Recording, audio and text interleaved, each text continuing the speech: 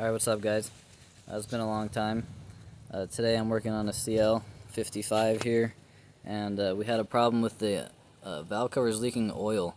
Every time we fired it up, it was just dripping down off the side of the head over here and straight onto the floor, and it was actually leaking pretty quickly. It was a steady stream straight onto the concrete, so it was pretty annoying. So since we have the motor pulled out here, I'm going to go ahead and take off these valve covers. I already have this one off. I have both sides off. I'm going to show you how to do it.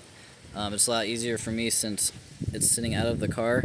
But for you, once you take off the intake assembly, you should be able to get to these coil packs here. And the connectors are pretty simple. These ones were all broken. Every single one on this side was broken. All you have to do is press a little tab and pull it straight up, and you're gonna have 4 of them. So once you do that, you can the wiring just lifts out of the way, and you're gonna need a T30 Torx, and you're gonna have 1 in the center of each coil. And once you take those out, you could just lift them off and let them hang. You can let them hang, or you could just disconnect them. It's up to you. Right now I'm just going to let them hang because I'm going to put the valve covers back on for the night, because I'm probably not going to get to finish this job before the end of the day. It's already getting dark. So anyway, once you have those off, and then come to this little setup here. There's going to be a bracket here.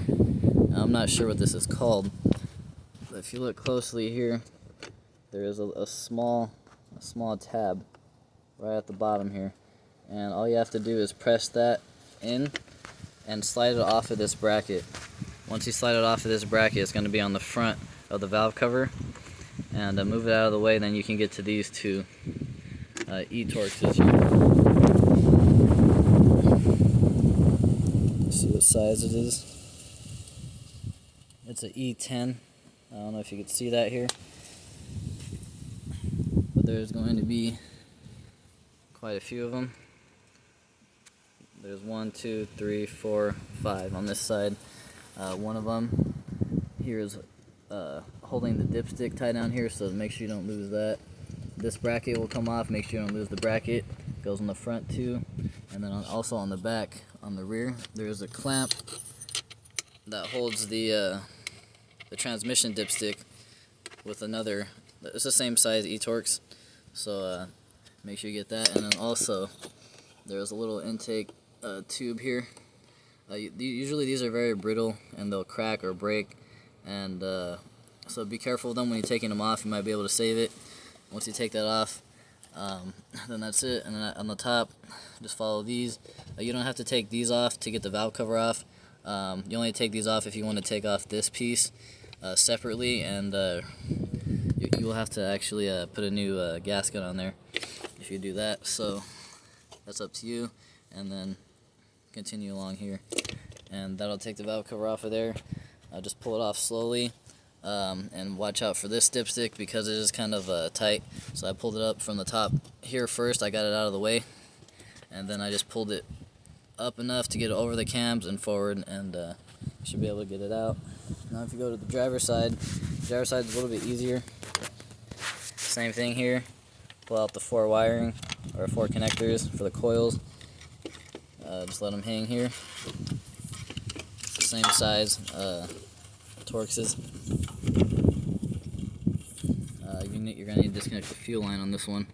I don't know what size it is. I just got a crescent wrench, and here it is here. It's all the way up here.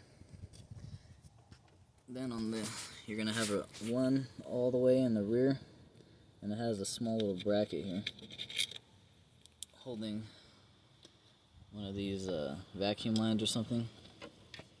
So make sure you don't forget that. And then continue along the bottom, same thing. It's not too difficult. Also, just another little tip here: the long studs go into the valve cover, the secondary pieces. I don't know, I'm not sure what they're called, but they go into the top covers on both sides. So on this side you're only going to have 2 long studs, and the rest of them are going to be short. So that's about it for this one. Once you get the valve cover off, you just lift it right off. Watch the wiring, make sure it doesn't get caught. Here we go. I already cleaned this one up on the front. I haven't got a chance to do the back side yet. The back side's pretty dirty, or the inside. I'm gonna get it all cleaned up in here and make it looking nice. I got the other side done, but it's already sitting on there. I'll show that to you guys later. This is the old gasket here.